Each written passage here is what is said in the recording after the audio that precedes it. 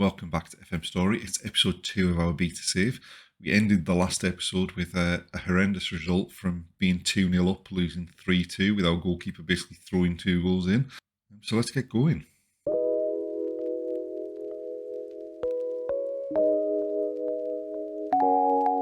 If you do enjoy this video, please like, subscribe, and hit the notification bell to be notified of new videos.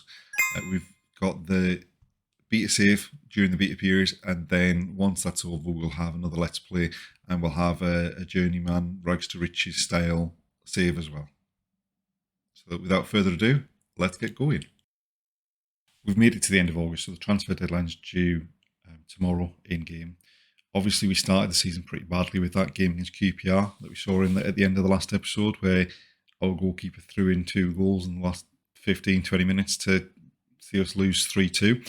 Things have picked up quite a bit since then. As you can see, obviously we're sitting 4th in the league with 12 points from 6 games going into this game against Blackpool away. Looking at what we've done in those games, so we came from behind to beat Swansea in the following game, and then put out very much a second string side and nicked a win with an own goal away at Barrow in the first round of the Carabao Cup. Then at home to West Brom, really dominant performance. They got a late consolation goal, but we played really well. Corners we look a real threat from, and Ryan Hedges in particular seems to have started the season in great form.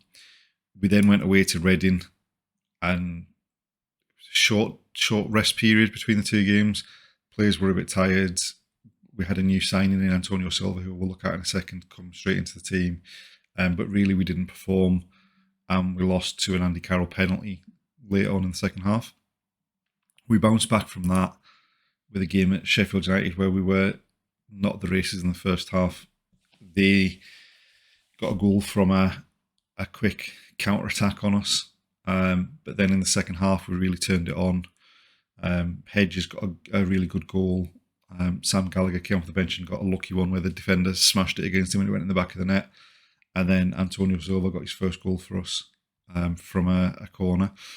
We then, again, against Fleetwood in the Carabao Cup, played a really rotated team, brought some of the bigger name players on towards the end of the game, and then lost 10-9 on penalties. And it went to 8-8 before the first penalty was missed. Then both teams missed a penalty. Went to 9-9 with their keeper having scored their 10th penalty. And then our keeper missed, and then they ended up winning 10-9. So we're out with the Carabao Cup. Given how compressed this first season is with the World Cup and everything like that, not massively disappointed to be out of it at this stage. Obviously, there's a lot of midweek games, midweek doubles coming up. So really, it's pretty good to be out of the Carabao Cup, I would say, in this first season, just so we don't have as many games to play. And then we followed up that with a game away at Stoke, where we got an early goal and then held on a bit. In the second half, we were struggling a bit. But yeah, so we've got. I mean, it's very much like Blackburn in real life. We either win or lose in the league. No draws. The only transfer since the last episode, no one's gone out on loan or anything like that. So the only incoming was Antonio Silva, coming in on loan from Benfica. Centre half immediately becomes one of our best centre halves in comparison to the other players that we've got. Good on the ball and has played pretty well. Unfortunately, he's away on international duty with Portugal under 21, so he's not going to play against Blackpool. So Daniel Ayala will come back into the team. He's been a big threat from corners as well. So hopefully we don't lose anything from that, and we can press on from there. We've made it to the beginning of October. Things have gone a bit better since that game against Blackpool. Obviously, in that game against Blackpool, Harry Pickering went off injured. Luckily, he went off injured in that game and not the next one, because we still had the transfer deadline to be able to bring someone in. So in terms of transfers in, we brought in Ender Stevens on loan from Sheffield United, who can play in that position. Obviously we got hammered by Blackpool. That was an abysmal performance. Followed that up with a 3-0 win against Wigan. Comfortable win. A screamer of a goal from Antonio Silva. Picked the ball up, drifted forward and bent it into the top corner. And then Scott Walton with 2 headers from near post corners. Watford, we took an early lead. They pulled one back, scored a penalty, and then they scored a header the keeper should have done better with. But, it's a game against one of the teams that are predicted to finish at the top, who are near the top of the table. A point will do. At least we didn't lose it. Luton, we were 1-0 up, then 2-1 down, but Ben Brereton Diaz got us back on level terms. Shortly after that, John Buckley got sent off. We then did go ahead. Sam Gallagher cut in on his left foot and smashed the ball home. But then they got a last-minute goal, a late goal, a long ball over the top that the defence couldn't deal with. We did, in that game, move from the 3 at the back to playing 4-2-3-1 when we went behind, when we went 2-1 down. And it seemed to pay off attacking-wise. I think just in the end, the 10 men cost us late on there. Going into the game against Bristol City, we started with the 4-2-3-1 and everything was a lot better. Lovely goal from Ben Brereton Diaz, ball over the top, took a touch and smashed it home after we'd gone 1-0 down. But we obviously came back to win 3-1. And basically that's where we're at. So we're currently sitting 6th in the Championship. 6 wins, 2 draws, 3 losses. Everyone's pretty tightly packed around that 20-point mark. Obviously, Burnley and Middlesbrough have although Middlesbrough played a game more than most teams, Burnley and Middlesbrough have got themselves slightly clear at the top, 5 points clear. And there's a bit of a gap. Burnley and Middlesbrough have got themselves a bit clear at the top, and then everyone's sort of tightly packed. I mean, from 11th to 3rd, there's 4 points difference. Obviously, Stoke and Sheffield United have played a game less than most of the teams around them. But everything's looking a bit tightly packed. We are doing quite well. In terms of the club vision, the board are pretty happy in terms of what we're doing. The supporters not quite as happy. What we have also done since the Blackpool game and since the transfer window ended, we've managed to extend the contracts of Scott Walton, and even more bizarrely, considering he'd said he was going to consider his options at the end of the season, Ben Brereton Diaz came to us and basically saying he wanted a new contract. So we did the new contract and we've got him signed up for the next 3 years. So given that we were getting offers of 8 million in the transfer window for someone who had a year left in his contract, if we do need to get rid of him, hopefully we should be able to at least get a bit more money for him going forward. We're going into the game against Millwall. We're going to try the 4-2-3-1 because it has sort of picked us up a little bit. So we're going to play with, it's basically the same team, just slightly differently rejigged, except Sam Gallagher's coming for one of the centre halves. So we'll play Brereton Diaz through the middle. Sam Gallagher can come in, cut in from the left. Hedges can cut in from the right, and John Buckley's back from suspension to be able to play behind Brereton Diaz. Obviously, we've got scope for moving people around in that front four as well. So hopefully we can perform well and get a decent result here against Millwall and just consolidate our place towards the top of the table.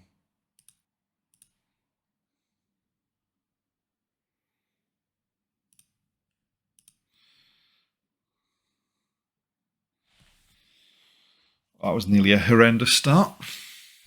Right. Can we get our heads on this?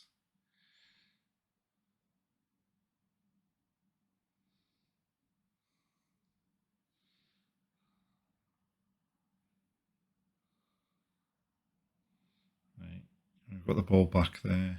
Let's not do anything stupid with it.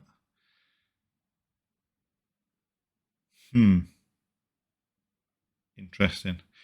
Not sure, quite sure why my goalkeeper decided he wanted to dribble past 3 or 4 of his own players and then launch the ball straight up the top end of the pitch. But Stevens, Gallagher through. Oh!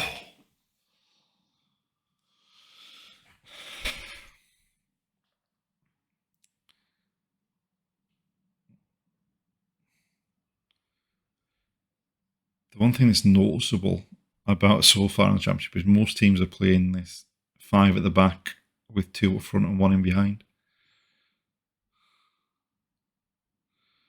Right, Britain. Hedges. Oh!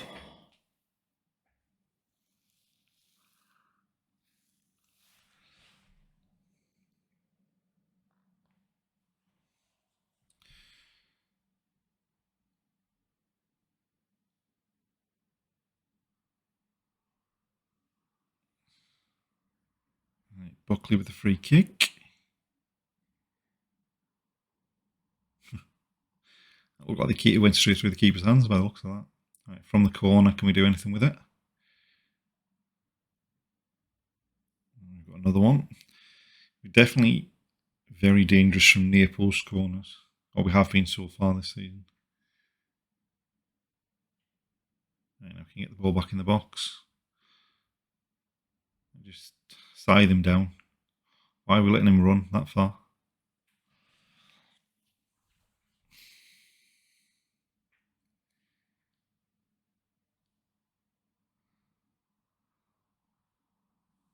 Lovely block and clearance. Don't dive in. Right, we've got the ball back. Seems a bit harsh.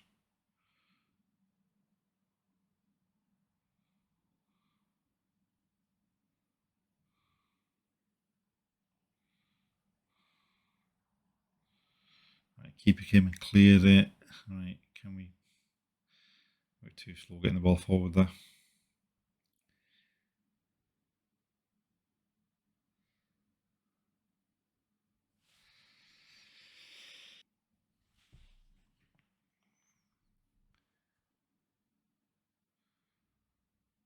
Stevens back to Wharton.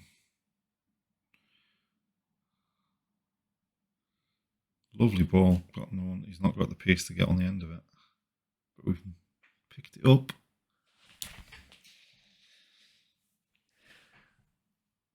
I mean, we played a ball that the fullback could never get on the end of. They took a touch and just hammered it into the middle of the park. Nice ball by Buckley. And Burton Dares with the outside of his left foot beats the keeper. It's 1-0, and hopefully we don't do anything stupid straight away. Right, I think Hedges might need to come off soon because he's struggling a bit. And he's been booked as well. Antonio Silva all the way back to Britain. They let him run a long way with the ball there. The referee's played advantage.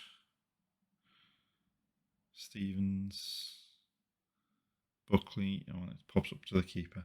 So I think Hedges is going to have to come off because he's struggling.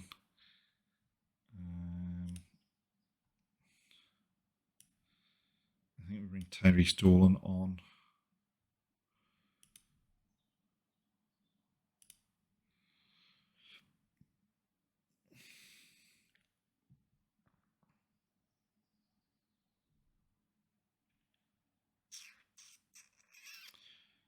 I think we might bring Joe Rankin Costello on at left wing. Just for a bit of fresh legs there as well. So we've got fresh legs in both wide positions. If they push on, then hopefully we can counter into the gap behind their wing backs.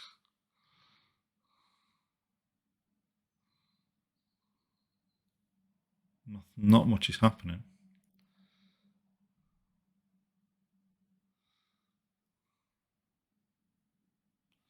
We've basically killed the game off, I think.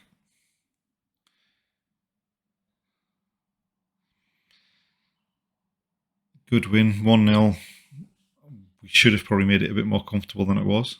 But overall, pretty much everyone that started played well. The guys that came off the bench didn't really have a chance to get into it because not much happened after they did come on. But overall, pretty decent performance. Good win. And at least it just keeps us, consolidates us going up the league. So we're up into 4th now. Obviously, Stoke have got a couple of games in hand, and Sheffield United have got a game in hand. But overall, pretty decent so far. And hopefully we can continue that in the next episode. And that's the end of episode 2. Join us next time to see if we can push on before we get to the... And that's the end of episode 2. Join us next time as we push on and see if we can consolidate our place in the playoff spots. Obviously, we're coming up to a bit of a break in the season with the World Cup, so hopefully we can push on. That's